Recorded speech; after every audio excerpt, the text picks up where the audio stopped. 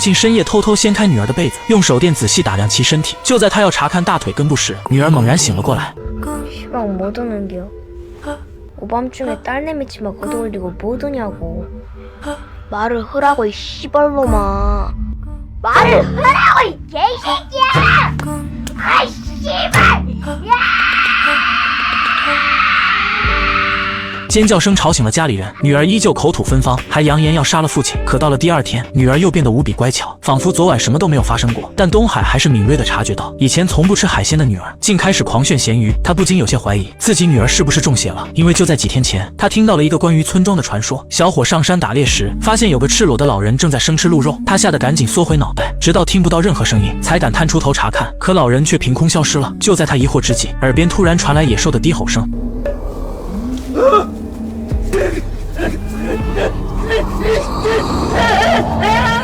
自那以后，村里便有了闹鬼的传言。东海身为警察，从来不信这些鬼神之说。为了平息谣言，他让小伙带他去一趟事发点。怎料即将到达目的地时，他却突然停下，无论如何都不愿再前进半步。这时天空突然下起了暴雨，小伙吓得扭头就要离开，可还没等他走多远，一道闪电忽然从天而降，直接将他劈成了植物人。东海这边还没缓过来，村里又发生了3起诡异的命案。第一起案件，男人亲手杀死自己的全家，然后木讷地坐在门口，他全身长满疱疹，送去医院没多久就浑身抽搐死在了病房。第二起案件中， 女主人纵火烧死全家。当警方前去调查时，女人就跟中邪了一样，发疯似的攻击东海。到了第二天早上，女人就在村口上吊自杀了。这天，东海看守案发现场时，遇到一个奇怪的女人。她告诉东海，住在山上的日本老头其实是一名恶魔，他才是2起惨案的元凶。女人还清晰地描述了案发时现场的种种细节。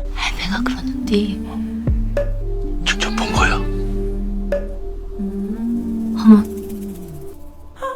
东海听到女人的话，连忙到屋外联系同事。可当他回来时，女人却凭空消失了。接下来的几天，东海开始频频做噩梦，梦中那个日本老头像恶鬼般疯狂追杀他。为了搞清怎么回事，东海带着同事来到对方家调查，见老头不在，两人便直接进了屋。里面的场景让人脊背发凉，祭坛前的羊头极为醒目。同事阿豪还发现一扇暗门，墙上贴满了照片，全都是最近村里的受害者。这时老头回来了。 两人被吓得连忙逃走，阿豪在车上一言不发。 너 무섭게 왜 그러냐?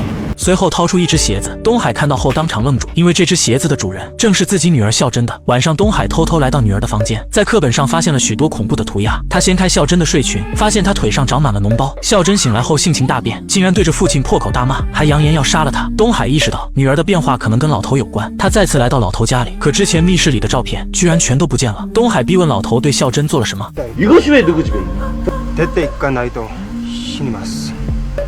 见老头始终一言不发，东海直接砸了对方的屋子，还杀了他的黑狗。随后威胁老头3天内离开村子，否则下场就跟这只黑狗一样。结果第2天，黑狗的尸体就被挂在东海的家门口，东海也莫名中风，不得不去医院静养。就在这时，更大的噩耗传来，孝珍竟用刀杀害了隔壁的老奶奶，这肯定是中邪了。他们赶紧请来一名巫师驱邪，然而一通做法后，孝珍的病情非但没有好转，反而陷入了昏迷。巫师问东海有没有招惹什么人，东海将最近发生的事全盘托出。巫师闻言脸色大变，说老头是一只化了形的厉鬼，不仅能在白天出现，甚至一举一动都跟常人无异。这在他2年半的职业生涯中也是相当少见的存在。如果放任不管，全村人都会被老头害死，而要让他赶走老头，就必须加钱。救女心切的东海当即答应了下来。事不宜迟，法师当晚便开坛做法。此时屋里的孝珍变得越来越虚弱，而另一边的老头也正在做法和法师对抗。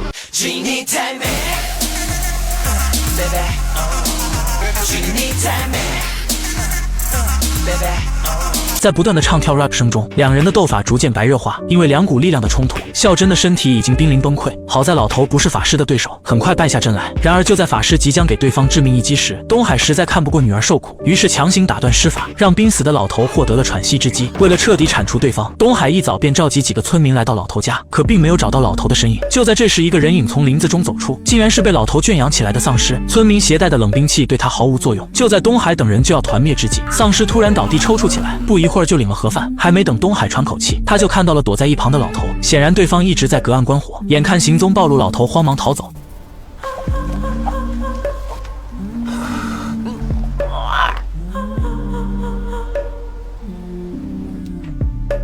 就就在他大松一口气时，旁边的树林中竟然出现了怪女人的身影。找不到老头的众人只能开车返回，怎料下一秒一具尸体从天而降，村民们立刻下车查看，正是刚刚被追杀的老头。众人见状，直接把老头的尸体扔下山崖。而东海回家后，女儿也恢复了正常，他以为一切已经结束，殊不知真正的噩梦才刚刚开始。灭门惨案并没有因为老头的死亡而停止，反而愈演愈烈。而法师也察觉到了这一点，连夜返回村里调查。可他刚到村里，就看见了当初的怪女人。法师只是看了女人一眼，就把昨天的晚饭喷了出来，显然再看一眼就会爆炸。法师当场被吓到跑回老家。他深知怪女人是比老头还要可怕的厉鬼，连忙点燃七星灯保护自己。可随着一阵阴风吹过，七星灯应声而灭，紧接着一只死乌鸦飞了进来。法师被这一幕吓得连夜出城，谁知就在半路，一大堆鸟屎从空中落到了车窗上。法师下车查看，却什么都没有发现。这时他似乎意识到了什么，连忙给东海打电话。原来他的推测从一开始就是错误的，老头其实并不是鬼，而是和他一样的法师。真正作恶的鬼其实是那个怪女人。也正因如此，老头死后村里还在不断发生命案。听到这话，东海连忙赶回家。可惜此时孝真早已不在屋里。正当他要外出寻找时，怪女人却主动找到了东海，并告诉他老头才是真鬼，而且根本没有死。法师则是跟他一伙的。现在孝真已经回家了。与此同时，他还给老头设下陷阱，只要在公鸡鸣叫3声前，东海没有回家，那么一家人都能平安无事。反之则包括东海在内的全家都会被杀。就在这时，法师再次打来电话，他告诉东海千万不能相信女人的话。现在孝真已经被恶鬼附身，只有东海回家才能阻止悲剧发生。一时间，东海竟不知道应该相信谁。眼看公鸡已经鸣叫了2声， 이제 한 번 남았어요.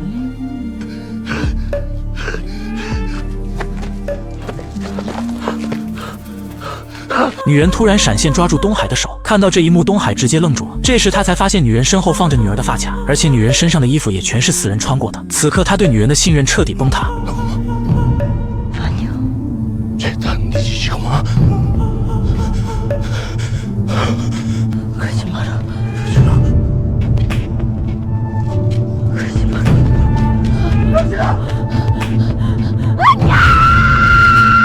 就这样，东海转身跑回了家。然而，当他到家，却看见了让人胆寒的一幕。只见家中布满了血迹，妻子和母亲全部惨死，而杀害他们的凶手就是女儿孝真。目睹这一切的东海彻底崩溃，只能发疯地呼喊女儿的名字，但显然没有任何作用。门外的女人也瘫坐在地上，静静听着东海的惨叫。清晨，法师终于赶到东海家。此时，孝真宛如傀儡一样坐在门口，对走进来的法师视若无睹。法师来到屋内，对一切都拍了照，随后便回到了车上。就在他整理后备箱时，一个盒子掉落在地，里面正是老头家里消失的照片。当你看到这里，或许会以为怪女人说的才是真话。然而画面一转，东海并没有像女人说的那样被孝真杀掉，而是坐在屋里喃喃自语。或许正是因为他听了法师的话，才捡回一条命。看到这里，结局的真相到底如何？相信各位彦祖们已经有了自己的答案。那么女人和法师到底谁说的是真话？欢迎在评论区讨论。